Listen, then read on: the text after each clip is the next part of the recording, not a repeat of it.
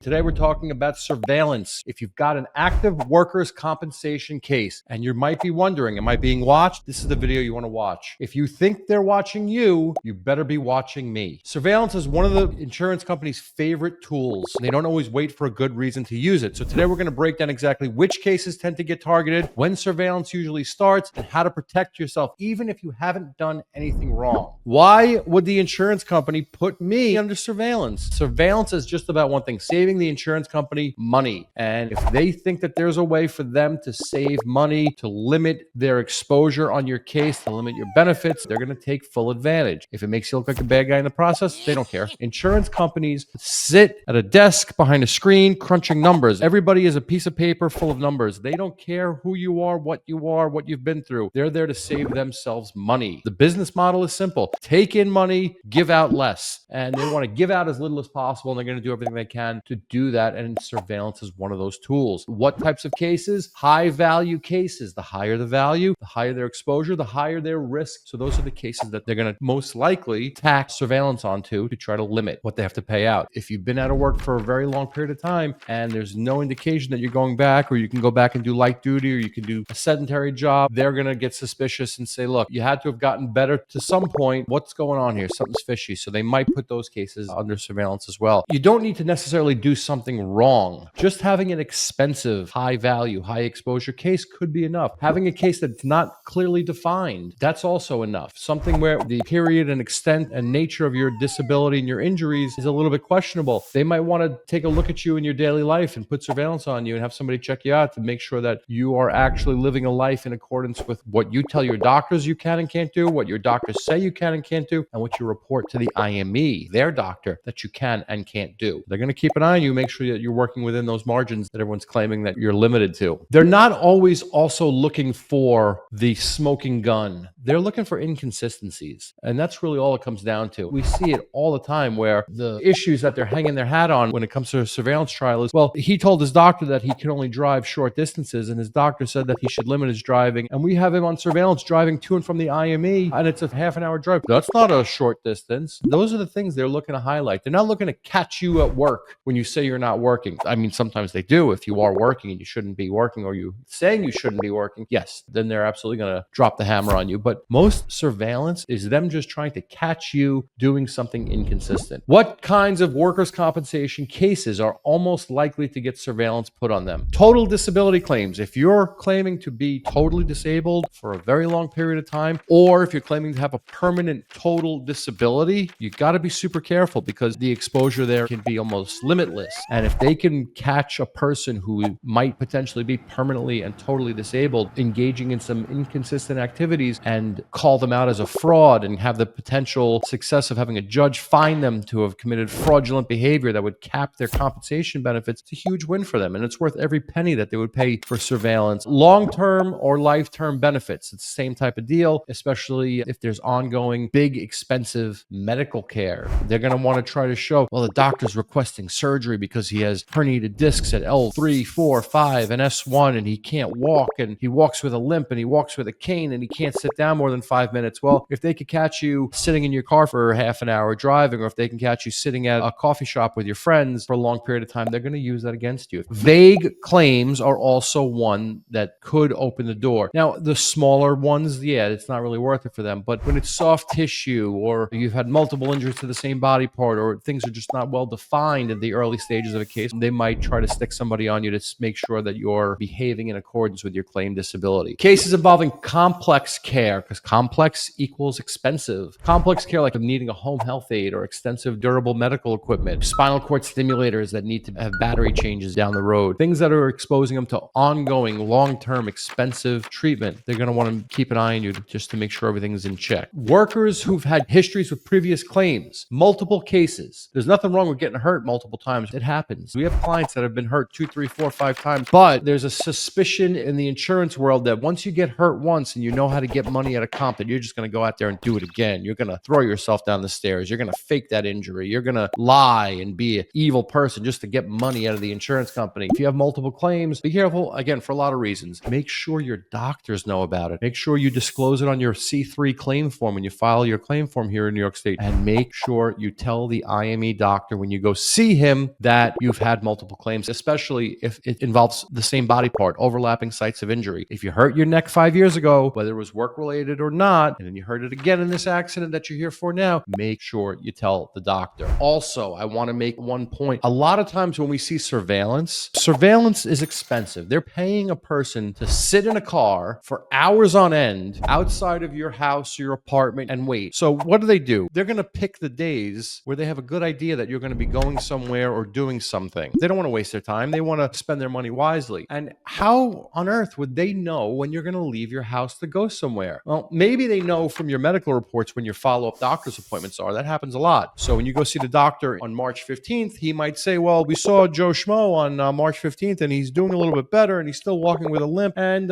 he has a follow-up appointment to come back on May 15th. Well, now they might know that you're going to be leaving your house on May 15th to go see your doctor. They might put surveillance on you that day. When else do they know that you're going to have a stronger possibility of you leaving your house? Well, back in the live court days, they knew when your hearings were. So oftentimes we would be watching surveillance. The surveillance would follow the person into the Workers' Compensation Board parking lot or the Workers' Compensation Board building. On many occasions, they'd say, hey, there's my car, because they're at the place that I'm already at, because they would follow you to and from court and watch your behavior walking in and out of the building and how you conducted yourself. And they'd sometimes follow you into the building and check you out to see if there's any discrepancies into your conduct and how you carried yourself. But what's the third way that they know where you're going to be? IMEs. The insurance company sets up an appointment for you to see their doctor. They know exactly where you're going to be on that date and that time. And those are prime times for them to surveil you. So be careful, be vigilant, as they say. And the last one, if they suspect fraud, which the flip side is, if you're committing fraud, expect that they're going to be on you. They're not stupid. The insurance companies are not stupid. Committing insurance fraud is a crime. At the end of the day, if you're found by a judge to have committed a violation of Section 114A of the Workers' Compensation Law, insurance fraud, technically, they can refer your case to the DA and you can get arrested. And we don't want any part of that. So be smart, don't commit a crime, and you should be forewarned. They're probably going to find you. So that said, what triggers a surveillance investigation of a workers' compensation case? Certain things will trigger the insurance company. The red flag will bing, pop up and make them say, hey, maybe something's up here. Sudden changes in medical status, spikes in costs, unforeseen treatments. So if you've been plugging along and your bad back has been doing okay with physical therapy, and next thing you know, there's a change in your condition or a change in the treatment and the cost of those treatments, they're going to give you a second look. Right before an IME, a hearing, or settlement negotiations are prime times for them to potentially have somebody on you. Generally speaking, they're going to want to build a little bit of a surveillance case. So if you have an IME coming up, it doesn't mean that the day before and the day of, they're going to be on you. It's possible they can be on you for a week or two before, and you got to just be vigilant. This is something we see a lot. Reports from coworkers, neighbors, anonymous tips, people ratting you out. We've seen it happen where they make a phone call. Behavior that doesn't match your doctor's restrictions. Listen to your doctors. Be honest with your doctors when you're giving them your restrictions and your capabilities. If you feel like you can only walk 5 blocks, don't tell them 2, because it's going to make it in their report. And if they have you on surveillance walking 3, now you're lying. So you got to be careful. Social media posts showing activities beyond your claim limits. If your doctors are saying that you shouldn't be doing any strenuous activity and you go to Cozumel and they have you paragliding and you post it, then first of all, you shouldn't be doing it. And second of all, you shouldn't be posting it. I understand the enjoyment and a little bit of education and laughing at memes, but social media causes more problems than it solves. So be mindful. I mean, honestly, my tip of the day, shut down your social media, please. We have a whole different video on social media. You can click there to watch that video later. How would I know if I'm being followed by an investigator? Most times you won't. Most investigators are retired police and they know what they're doing. So most of the time you don't know you're being followed. And if it's a car that you recognize, guess what? They switch cars. They switch investigators. 99% of the cases, you have at least 2 investigators submitting reports. Why? Because they switch it off. So most of the time you won't even know that you're being followed. They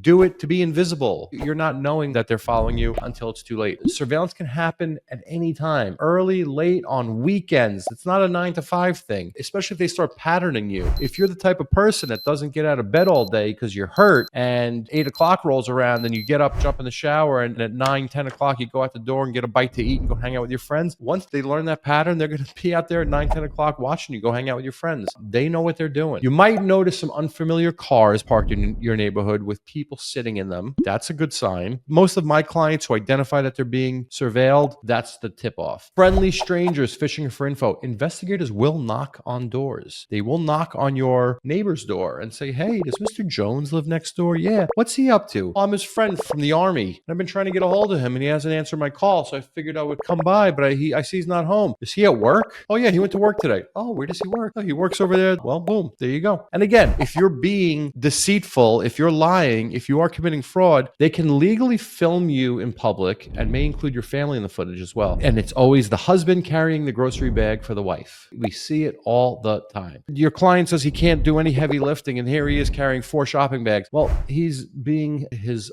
wife's husband. But again, it could come at any time, any place. Be super careful. What can I do to protect myself if the workers' compensation insurance company is watching me? Well, first of all, let's start with be open and honest with the workers' compensation board. When you file your case, if you have pre-existing medical conditions, make sure that you put them on there. Prior accidents, prior injuries. Make sure it's all listed on your claim form. Next, be upfront and open and honest with your doctor about what you can and can't do. It's going to come out in all the medical anyway. They're little, tiny little things that could cause huge damage and do very little good. If you tell your doctor or the insurance company doctor, I can only walk 1 block, and they catch you walking 3 blocks, it's going to destroy your case. Whereas if no one ever uncovered the fact that you can't walk any more than a block, how much benefit is that to you? It's minimal. The conversion to the dollar value is minimal. Don't lie. The medical is going to show it, your MRIs, your testing, your IME, it's just not worth it. So be upfront and open with your doctors, be upfront and open with the insurance company's doctors about your capabilities. Be consistent with your paperwork, your behavior, social media. If you have